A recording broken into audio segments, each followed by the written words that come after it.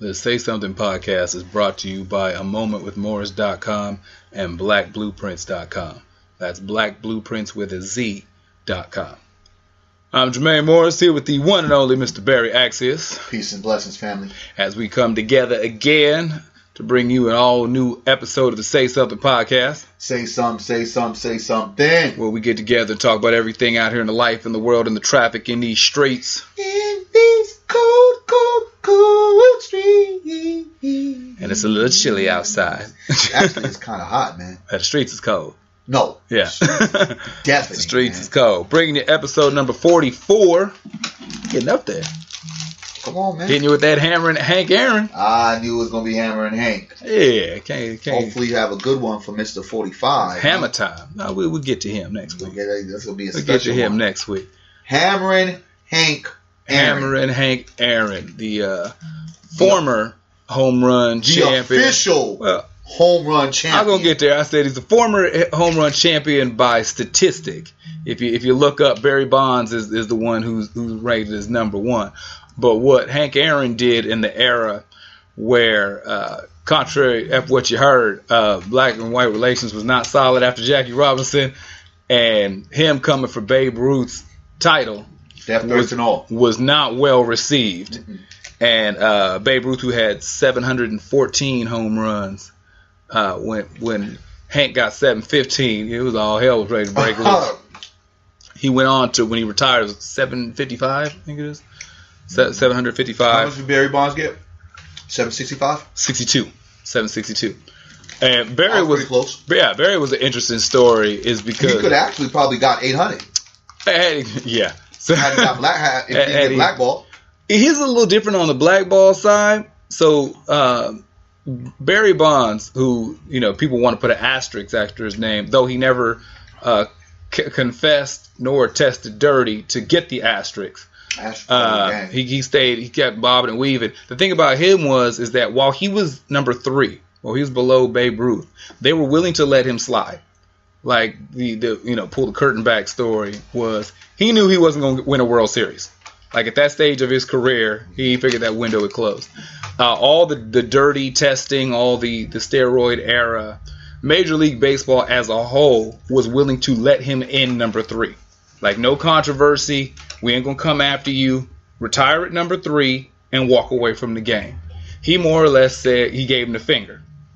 Continued to play past Babe Ruth.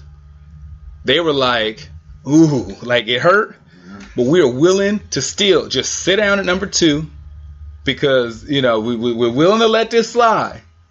Just sit down at number 2 and go away.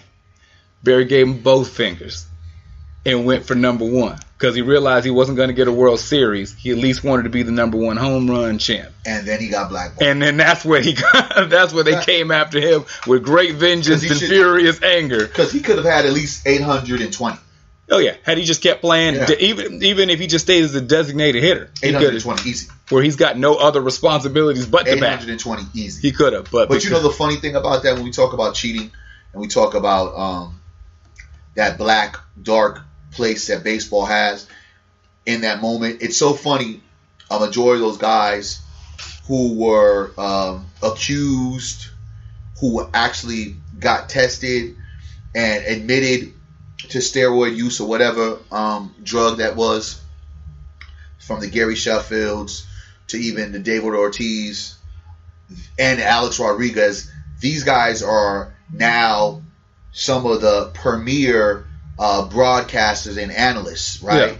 On these frequent baseball shows. And I think it's crazy that we live in a society that really tells us cheat and this is what you'll get. So it's almost hard for you to produce this, do it the right way, because if I'm a little young kid and I see Alex Rodriguez still now in a different form of baseball, critiquing it, analyzing it, got caught twice, not once, but twice. Yeah, A-Rod's winning.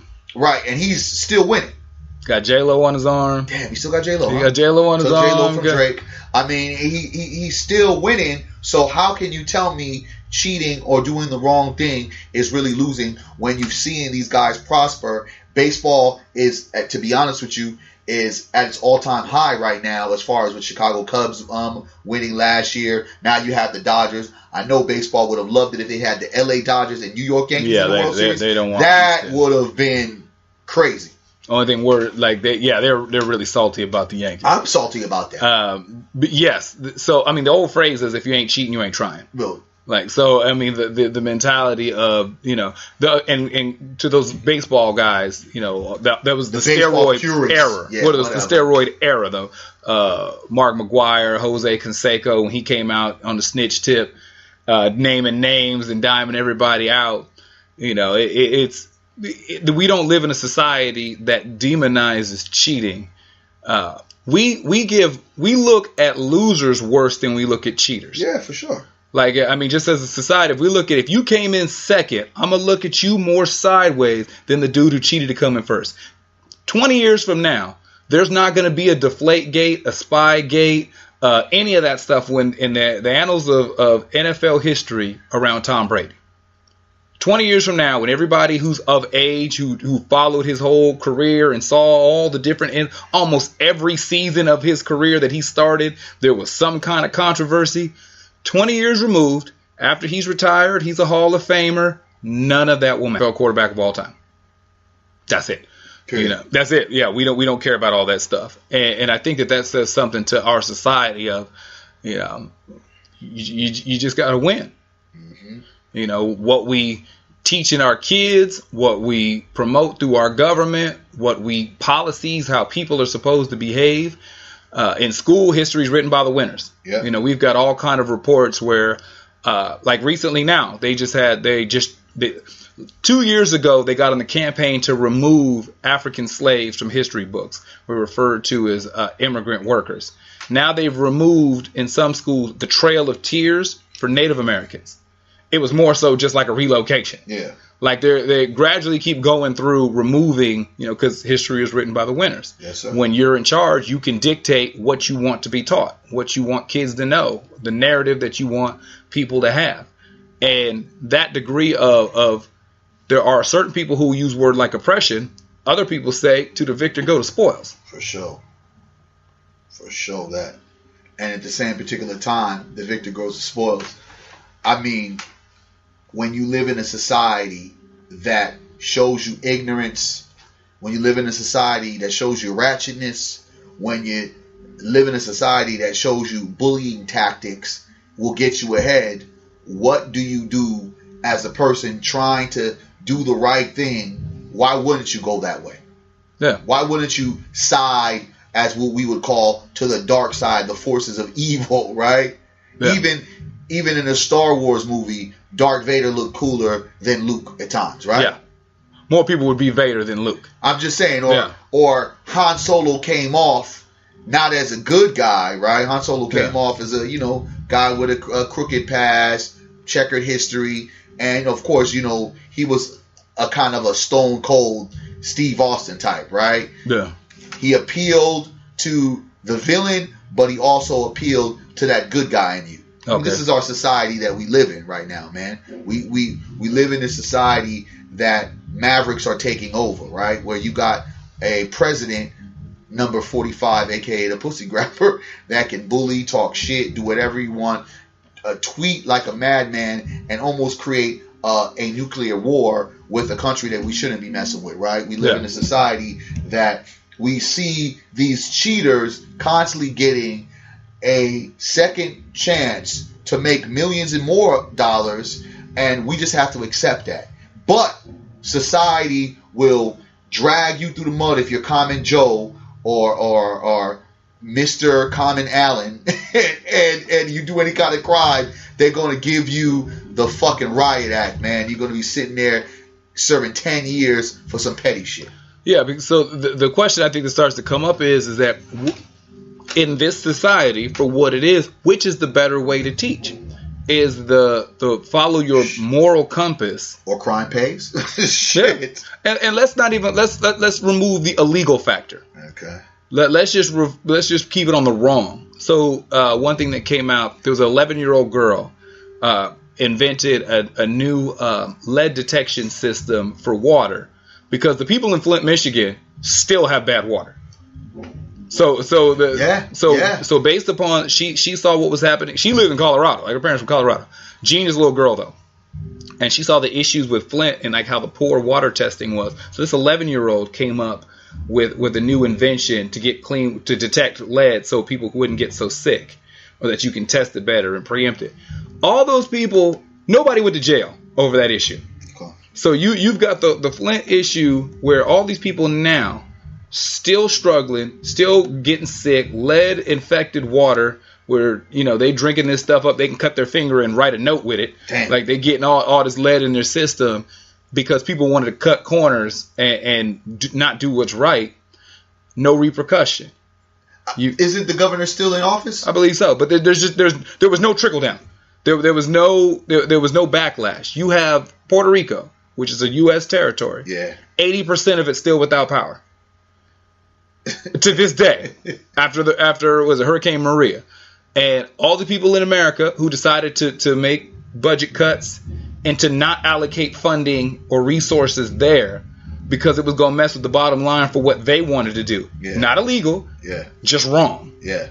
Like we have a society where we do these things where we'll rob Peter to pay Paul. Definitely. Or we'll rob Peter and Paul. Yes, sir. And there's no backlash or repercussions. So as we start raising kids up and we look at what moves should we make, what is the real incentive to walk the straight and narrow? Like not the illegal side, but just the morally correct side. I think that there necessarily really isn't. I think the factor that plays a part of which way you're going to go is how much time do you want to serve, and is your money right to go there, right? Okay. When I say if your money's right, regardless if Alex Rodriguez was banished from baseball forever, he was never giving back that money. No, 9 figures. Okay, you know what I'm saying? So from Texas and New York. Regardless if Donald Trump gets impeached, right? Let's say he gets impeached. Yeah. He's still Donald Trump and he's still worth all that money. Yeah.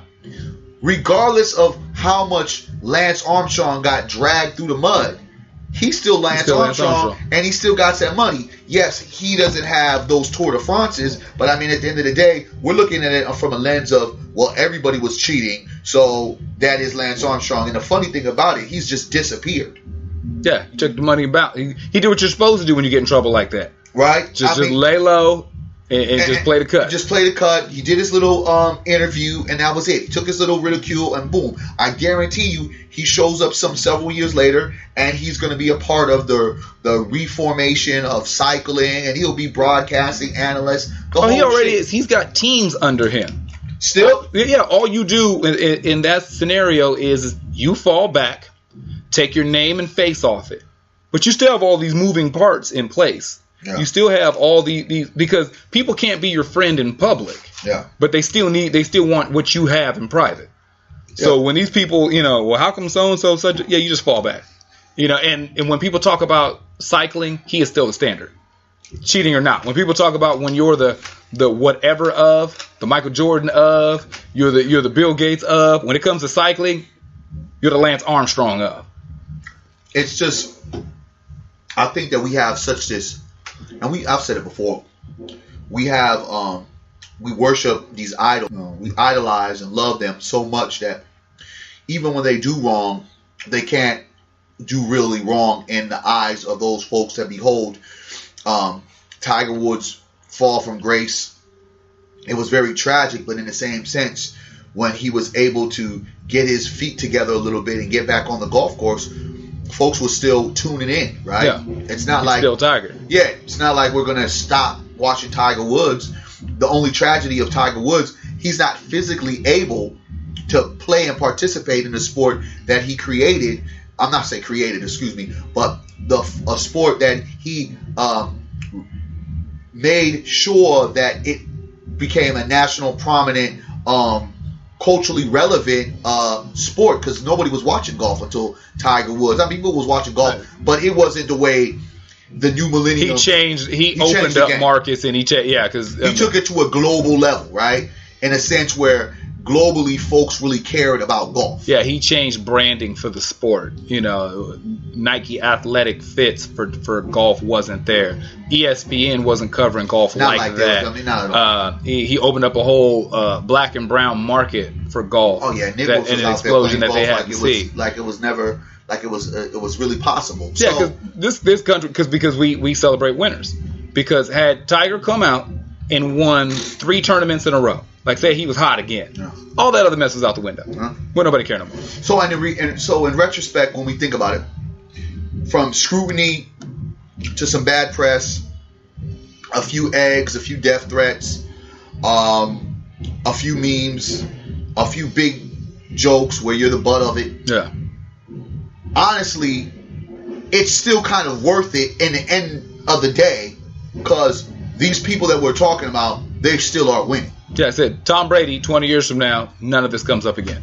You don't talk about it right now. I'm saying, well, I mean, just especially the fact that he not only cheated or was convicted of cheating, but came back and won the Super Bowl the way he won the Super Bowl. That's what I'm saying. Every damn near every successful year the Patriots had, there was an asterisk next to it about an issue, whether they were, recording the practices, deflating the ball. There was always some chicanery going on in all those years.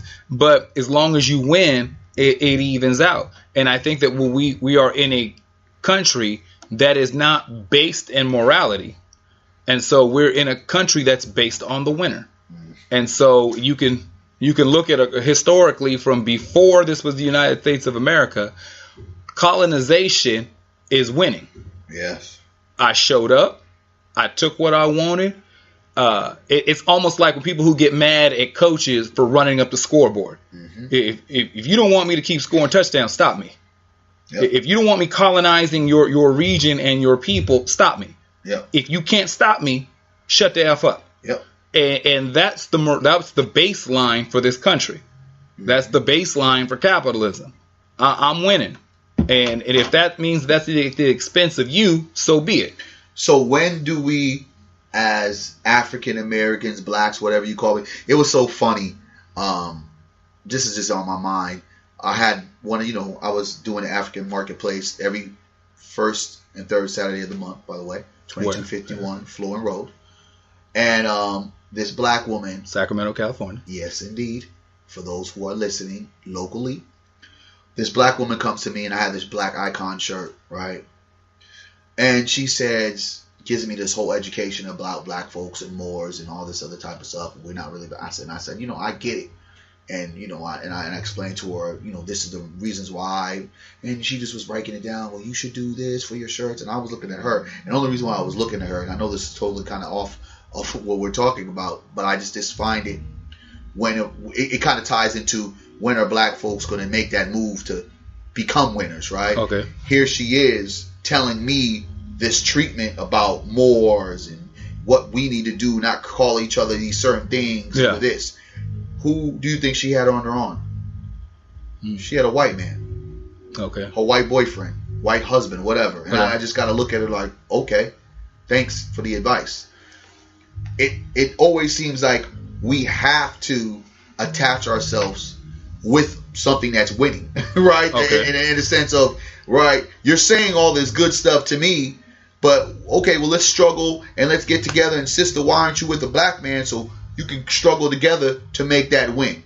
Because in reality, in society, as much as you are going to be in this black power movement articulating blackness, you're still with a white person. Okay. And to me, that helps folks move up the ladder, because that gives a lot of folks that see you in that pattern saying, okay, they're all right. They're not too radical. They're not too sketchy. We can deal with them, because it's almost like a sense of whiteness, whether it's the woman or the man. It calms folks down, and that's kind of like okay, you know what? You're okay. Come into the door. Okay. Well, good point, because the thing that came up over the last few weeks, people have been kind of lightweight addressing is Shannon Sharp. And so, Mr. Undisputed, Shannon and Skip, it has been I don't know if you can say, short of Stuart Scott, Shannon probably the blackest analyst in sports of the last 20 years. You know what I'm saying? As in keeping it real, as in calling it like it really, really is. Yeah. Not doing stuff for friends or favors or as the most direct. I would say with the exception of Stuart Scott. He's direct like that. And always standing up for his people. Always quick to call stuff out. Bringing attention to stuff that no sports desk has ever touched upon. Until he has to date his people and marry his people. Well, that's what I'm saying. So I don't think anybody would question his degree of commitment to his people by the way that he presents himself, the information he brings, how clearly he brings it, his stance on stuff. Like I don't think anybody's questioning. Ain't nobody throwing no coon card out at Shannon Sharpe for what he brings to the table. But does his white girlfriend change that? No, I'm saying, like, because the thing is, if you never knew who his significant other was, which most people didn't, nah, not at all. Everybody is right behind this man. Yeah. Soon as they see his woman, does that cause a recoil? Does that change anything of the narrative? If I dated a bunch of white women and the stance that I take, how would you look at me? A little different, and the reason why is because you've addressed relationships. He's never addressed relationships one way or the other. So there's no contradiction because he's never addressed black men being with black women. The most powerful tandem in the overall scheme of winning together is when black love is connected. Okay. Right? That's power. Within itself, that's the winning combination. Because one, we reproduce our own, right? Yeah. And the texture and the foundation that we built together, it's extreme. Our melanin, our set will just combining.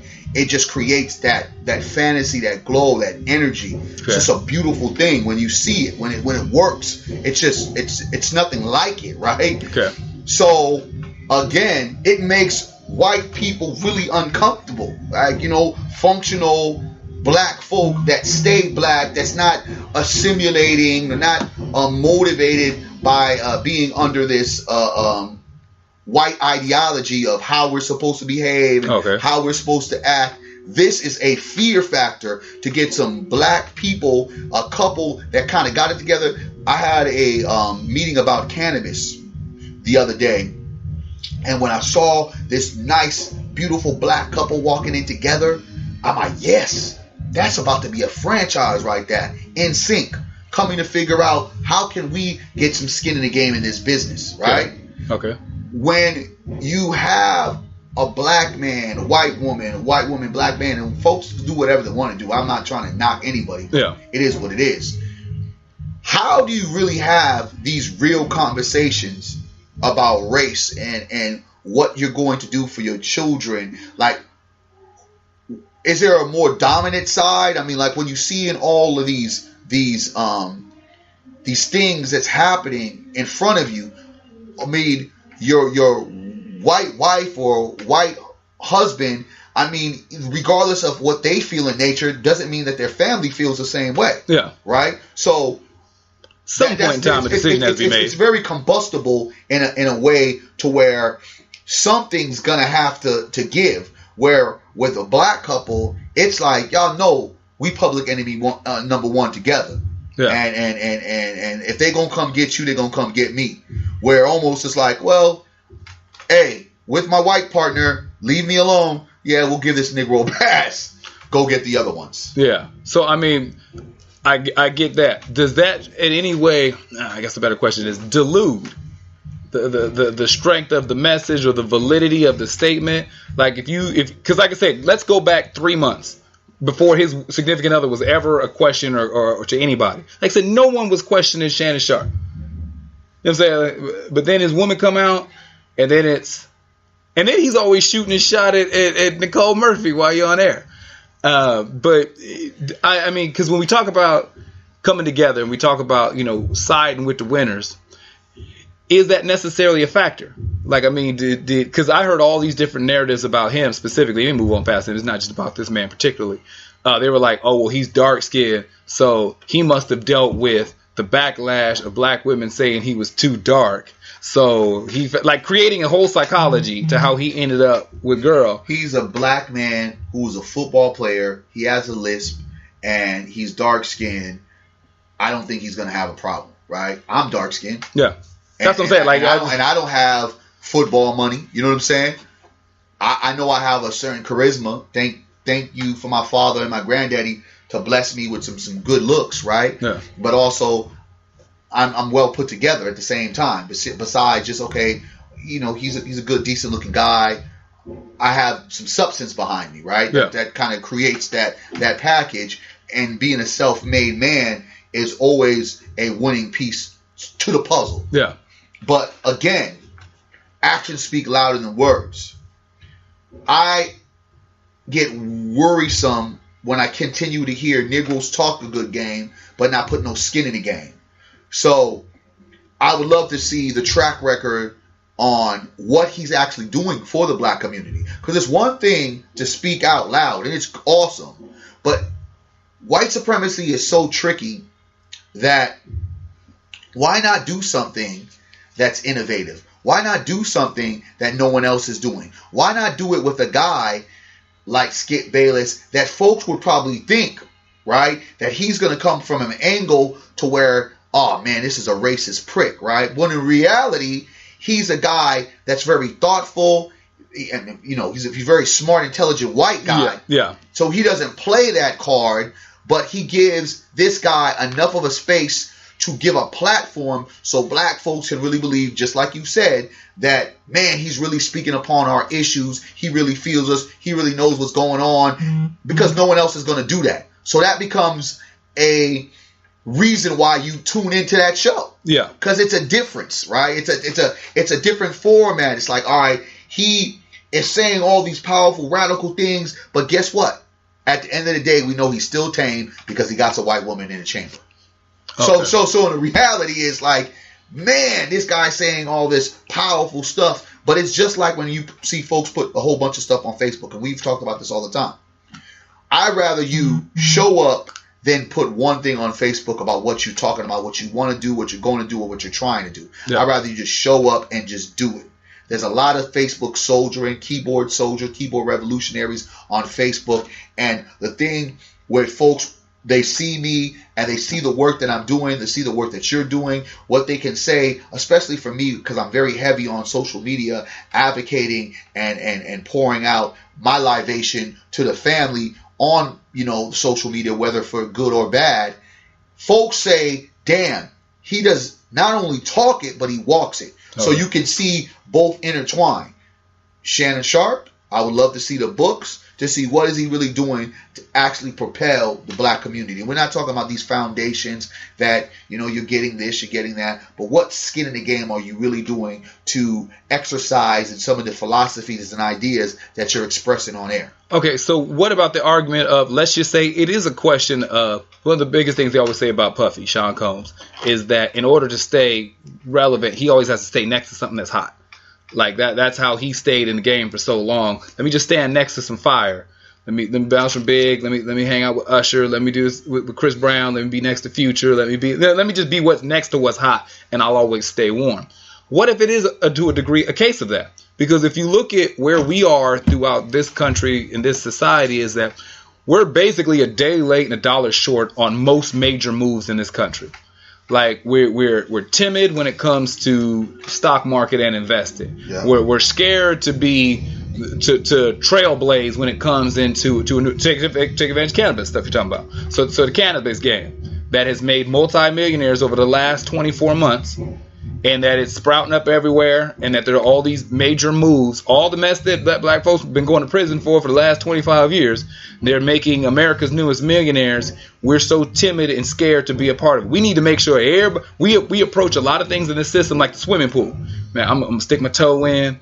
I'm going to get a leg in. You swim out. You tell me how it is. You know, Bitcoin, which is huge, making millionaires over the last year. Man, I want to, you know, I don't know about that. Stock market to lose my money, such and such. So if you have black folks who are doing that, sided themselves with the quote unquote winner, got themselves a white husband, got themselves a white wife, somebody who's plugged in to those moves that are moving. Mm-hmm. Is this just a simple case of I can't knock the hustle because you're trying to win? Well, that's you know what I'm saying? Like, yeah, I know that's why I think I bring it in to the fact of they're keeping a W with them, right? It's like, okay, I'm gonna talk this black shit, but at the same time, I'm good because I got, my white counterpart. Yeah. That makes you not really fear me, because I don't really fear a black person talking all that revolutionary shit, and I don't give a damn if the white person, whoever is down by law. Yeah. I just because that's true. Because there are some white folks who was down for you quicker than a black person. A lot. Yeah. A lot. Trust me. A lot. I know. I mean, that's the problem with. It's hard to be black.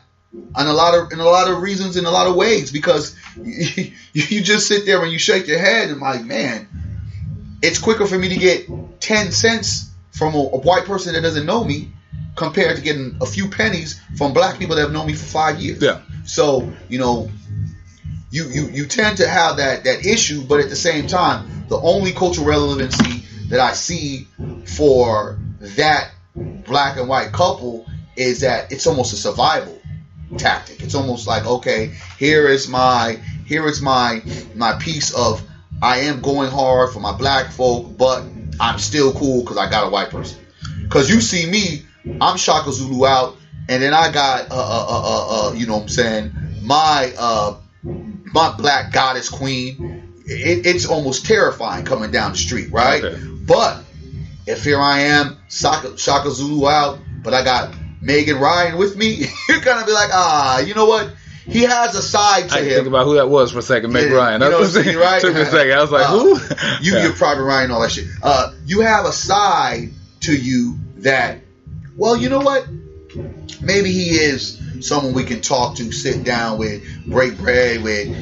Might be a little bit easygoing. He's not as ferocious as he could be, because for some people, they think I come off too radical, and this is from black folks' perspective. Okay, so right? what if it's not a case of, so like I said, we remove Shannon. So if it's not somebody who's really on that platform, it's just somebody who's got the mentality of, I keep seeing this group winning. Like, I would love to win with my people, but for whatever reason, we just can't seem to put this together.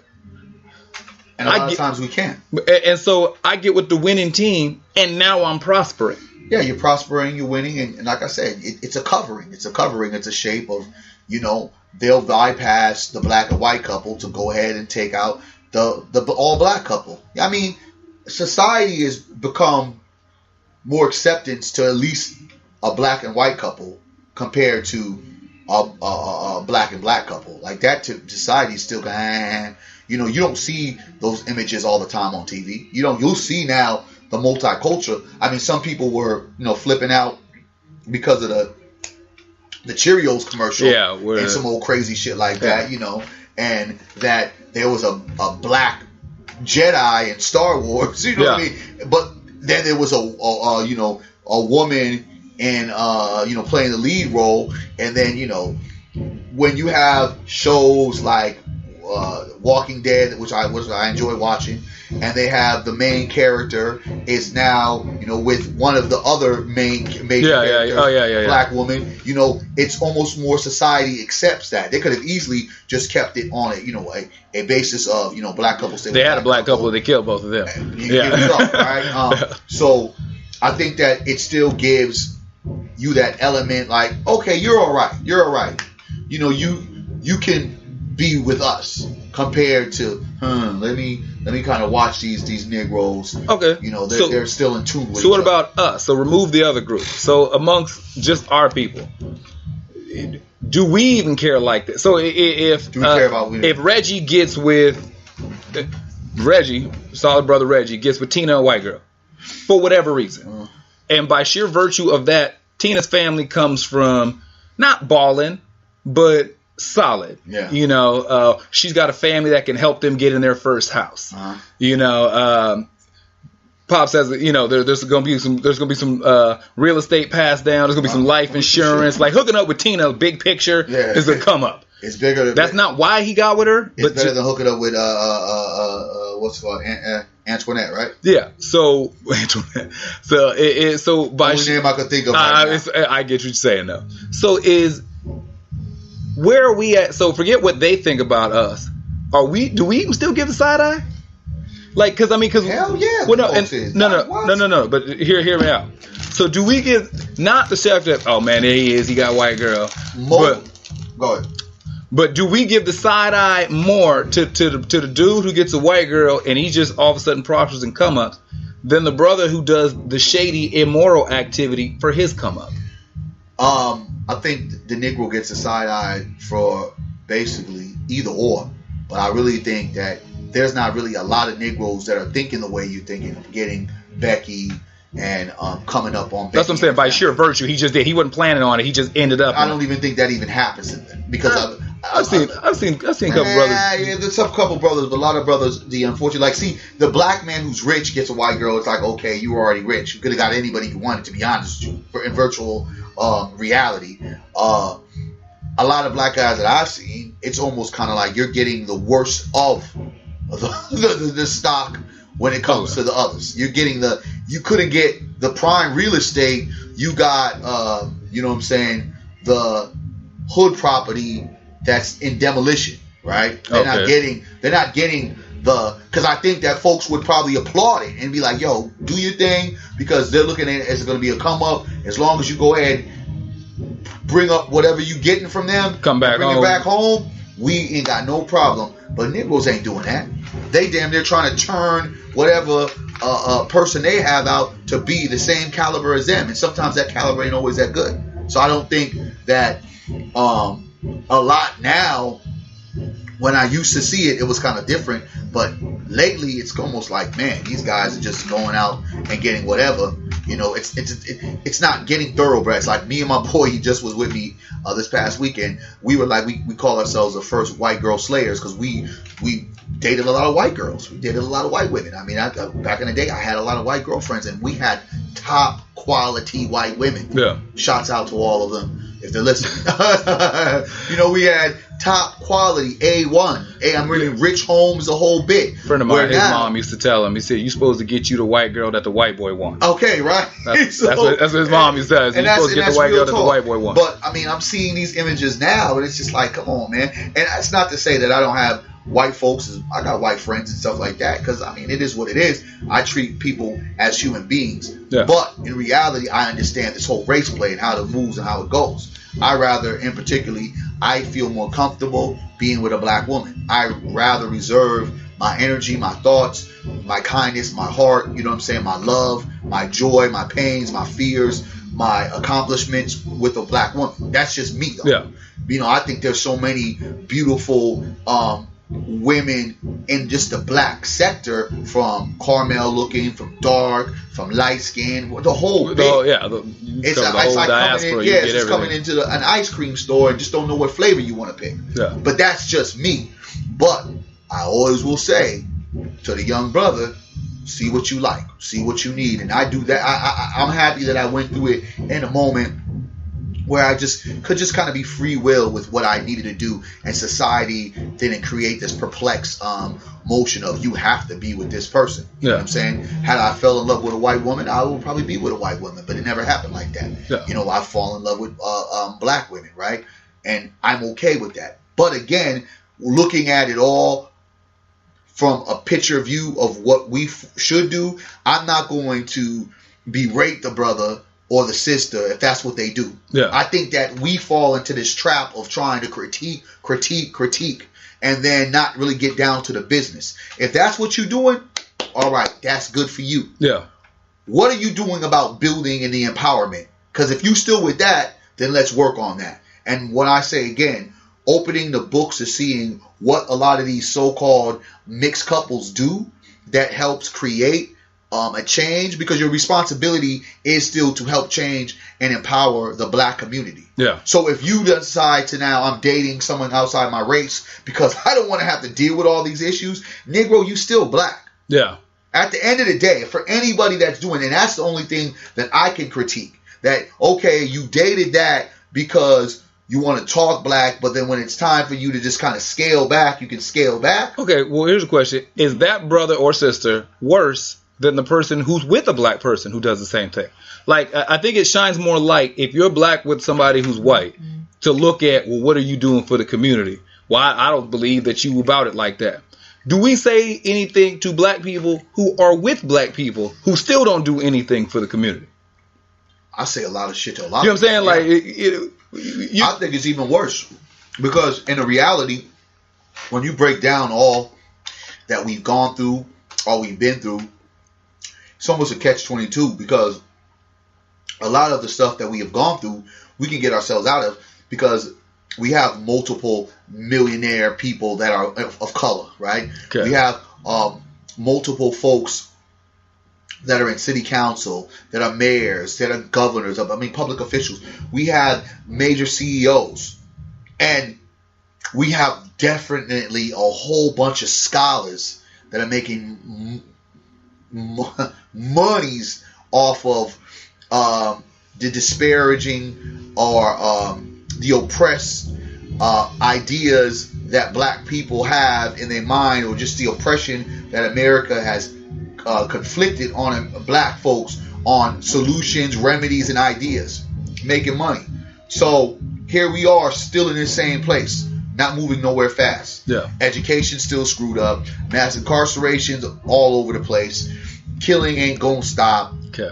The constant fighting, right? The constant, well, this person, that person, well, you're not doing this. The feminism, all of the shit that divides. Black men arguing with black women arguing with black men. Black fathers don't want to be father. Black women don't want to be mothers. I mean, we got all the same shit going on. Yeah. Even worse than it's ever been, but we have so many more advantages. So to me, that's why I don't tend to go into this argument with you should be with. No, okay, that's what your choice is. Cool. Yeah. My experience is something different. I'm just about empowerment and building. I don't give a damn about your religion's background. I could care less. You're Catholic. I'm Christian. I'm Christian. You're Catholic. Who gives a shit? Yeah. What are we doing to build? And I think when you talk about the black folks, they understand it, they know it, there are a couple, and they don't go back and give back or do stuff for our community. That shit is a double whammy because it's like, y'all know what y'all need to do. Y'all know. At the end of the day, for any black person, they have to understand that if it ain't knocking on your door, the stress of this world, the stress of this society on us, it's going to eventually knock. Yeah. You're not exempt. Well, a couple things, and because we have a lot of false narratives that go along about us as a people. So first, to put one thing out there, 86% of black men that are married to black women. Okay. Like there's this floating misnomer that every brother got a white girl or Asian or non-black. So 86% of all black dudes who marry anybody, they're married to a black person. Okay. So 94% of black women are married to black men. Mm-hmm. So if they're gonna marry anybody, they're married to a black man. So just first putting that out there, because you hear all that, like every brother with some money. When you look at athletes and entertainers, they make up like 0.01% of the population. So even if every rich black person you saw who was in sports or entertainment had a non-black person, that does not move the needle of the percentage of overall black people. It's an incredibly small number. So most black people are with black people. And so I say that because that is not the major linchpin in our problem. You know what I'm saying? What do you think? Because if we have 100 couples in a room and 86 of them are all on one accord, okay.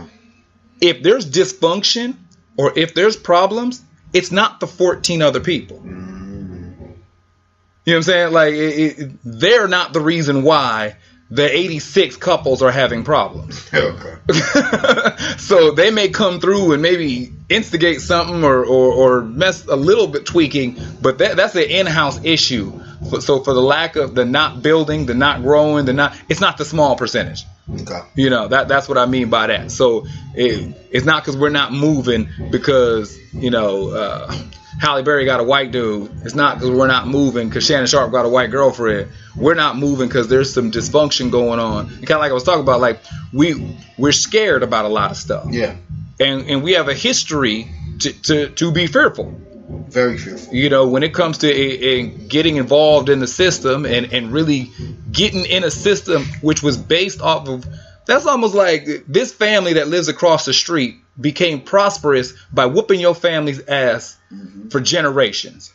Now at some point, You every time you come out the house, even though you may not have got your ass whooped yet, you've heard, well, his dad used to whoop your dad. His dad used to work, so now you're kind of hesitant. So there's a percentage, I think, of black people who are like, you know what?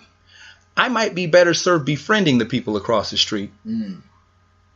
If anything, just to keep them from whooping my ass. Mm-hmm. And whatever I learn on the side in their presence, I'll use that to benefit me. Yeah, because great point. I look at it, how can we build if we killing everything that looks like us? Yeah. Like, that's just, to me, something that's very plain. There's some psychological issues that we have, to where we spend so much time debating, deflating, creating this sense of competition, to the point where we feel that your existence, right, is critical for my existence. That one of us got to go, somebody got to die. That we don't see how it's really putting a stranglehold on our developing structures and institutions that can be able to be passed down from generation to generation, right? Yeah. I've always said the one thing about black folks and everything that we get involved with, we have moments, we have movements, we don't have institutions. Yeah. We don't institutionalize the moment or the movement, right? So as we see this whole Black Lives Matter piece, and folks are all upset and they're rallying around this. Nothing from Black Lives Matter has been institutionalized. Nothing at all. So in theory, though, there has been some good work in social justice wise, right? Yeah. But I really would like to say that there was a lot of work already being done before, right? Beforehand. I think that just helped scale it up. Nothing has been institutionalized like when the gays decided to sit there and say, this is what we wanted. Yeah. They got something institutionalized. Mobilized. We got it they mobilized, and they got it in writing. Marriage, they got it in law. It's institutionalized. It's not just a moment. It's not a good picture review. It's not this time when they did this and marched here. No. It's the time where they changed their history books and got something on writing where we got to go to bathrooms that says all gender. Yeah. Well, I think a really good point to that is that the one institutionalized point that came out of the Black Lives Matter movement I definitely know what you're was saying. Negative. Yes. So they looked We get on the FBI list. Exactly. So when they were like, I don't like the way this looks, because for something historically, for what people may not recall, or you might not have been born yet or whatever, right around 67, 68 was when the CIA was finally could breathe again. Because leading up from about 61 to 66 was unrest. The CIA looked at the quote unquote black movement as the biggest form of domestic terrorism that the United States has ever seen. Because between dealing with the Nation of Islam coming out of Detroit, all the churches in Martindown in Alabama, groups like the Panthers coming out, and gangs down in LA, and gangs then weren't what gangs are now. There were gangs that were formed to protect black people from white violence. Yeah. So you had a lot of gangs popping up. You had all these different groups and institutions where the United States government was on the ropes from the inside. It would be the equivalent to California, Oregon, and Nevada getting bombed by ships while New York is getting hit, while Florida's getting bombed, while they're putting anthrax in Colorado. They looked at that whole civil rights movement as the greatest form of domestic terrorism. So after they got out and could breathe again, killed the heads and the body shall die, got rid of all that stuff, shifted everything, the women's movement, tore apart the civil rights struggle, got folks on the take to get them on board with the team, did the whole dismantling of that movement. They were like, we will never be in this position again. like I said, we will never be in this position again. The Negroes gave white America hell. So when you get a group like, we got Black Lives Matter, people who have no association to the group, hold a sign up. Just show up at a function and hold a BLM sign up. See, that's them right there. Blocking this freeway, stopping this. These are the people who are keeping you from getting to work. These are the people getting you from getting to school. There'll be a function that has absolutely nothing to do with black people. and all of a sudden somebody come in with a shirt on just so they for the pictures. Yeah. Oh, here, see, there's these looters. These are Black Lives Matter looters. These are Black Lives Matter criminals. These are so now you put them on the FBI black extremists list to where now it's you put anything in a group that said if you identify racially, if you say you're the black anything, you're now on the FBI list because they're like we are not going down this road again. So when it comes to what was institutionalized from the Black Lives Matter movement, that target on your back was institutionalized. Like we were going to fundamentally go across the board, all 50 states, that if you start coming on that black identity extremist line where you identify as I'm black and whatever words follow it or came before it, you on the list. I am a black identity extremist. Dun, dun, dun, dun. And that's the whole thing where Black America must understand that as just we choose to deflect history where white America chooses to understand history and say it will not be repeated, where we choose to kind of forget about it, let bygones be bygones. Learn history are doomed to repeat it. Let's just love each other, open our hands, open our hearts, we love. Well, they're like, yo, we still are pissed off that you had the nerve to really give us this hell in this moment where we're not only fighting the Vietnam War, but we got to make sure that you Negroes don't do a coup over here, just like the Haitian Revolution. Sac passe to all my Haitians paying attention, right? That was one of the things that America will never, ever, ever, ever want to deal with again, right? That's why they gave you crack. That's why they've given you hip-hop music that poisons the mind. That's why they put guns in the community. That's why they've diluted the gangsters. And what the thing about it, I guarantee you that they probably injected dummy gangsters, right? COINTELPRO and the gangsters. Because remember, gangs were used at one particular time to create community, to protect community restoration in progress. It was what a all of that, right? It was all of that rebuilding. I guarantee you, they put some freaking dirty bastards up in that motherfucker to poison that shit. And now look at it now. If you use Freeway Rick Ross, the original Rick Ross, yes, not lemon pepper wings Ross, the original Ross, to infiltrate and poison, bro. You damn sure they're gonna put Bubba, Leroy, and Skillet in some do-rags and put them in the mix. Yeah. So when you look at it, we tend to forget history as white America remembers history and continues to see. We've seen this happen before. We've seen this happen before. Let's go ahead and label these guys. It stops. It stops the terrain. It kind of gives us a little bit of time to really now organize and start picking them off. The coldest thing about it, because as folks should know, and shouts out to my folks in St. Louis, Ferguson, Hands Up United, my brother Tefpo and his people out there in Ferguson, they're the ones that created the whole push and movement that Black Lives Matter actually took and kind of made it national. Hands up, don't shoot. The whole hands up. United. They did because it was Ferguson. Yeah, it all came out of Ferguson. You know what I'm saying? Yeah. So them kind of creating that and moving. What has happened to a lot of those leaders? They've come up missing. They've ended up dying. Almost all of them. Right? On the sneak tip. Real talk. Like you just all of a sudden such and such. I mean, page 6. Exactly. Page 6. So and so is gone. And when you talk about them remembering, this is what I think ties into so much of the climate of everything that's going on right now. The whole part that they remember is the third stanza of the national anthem. The part that everybody tends to leave out, where you had slaves here who were siding with the British because the British were offering up freedom if you switch sides. Yeah. So that's where that to the slaves, there's nowhere you can run. You switch sides and go with them, we gonna get you. Like there's no place that you can run that these bombs bursting in the air ain't gonna get your ass. And there's been those all throughout American history. There's been that keep an eye on them. Yeah. And in the 60s is when we finally figured it out.